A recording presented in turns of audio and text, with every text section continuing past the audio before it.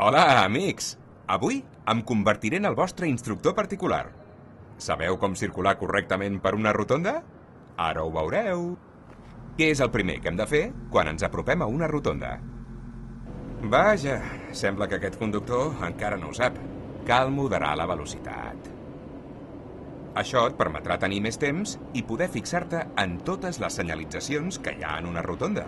I el més important, tenir temps per decidir quina direcció prendre. Aquest conductor ha triat la tercera sortida. Vigila abans d'accedir a la rotonda.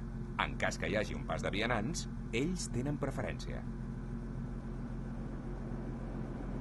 Mira a l'esquerra, que ve un cotxe! Atura't!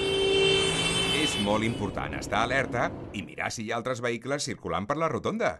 Tenen preferència.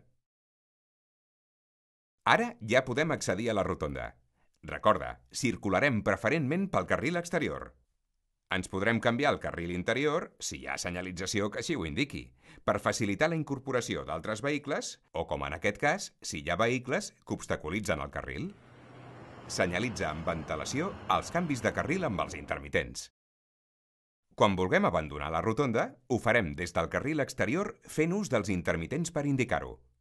En aquest cas, accedirem al carril exterior amb ventilació i de manera progressiva, utilitzant els intermitents per senyalitzar els nostres moviments. Llavors, què us ha semblat la lliçó? Segur que has après alguna cosa nova. Fins a la propera rotonda!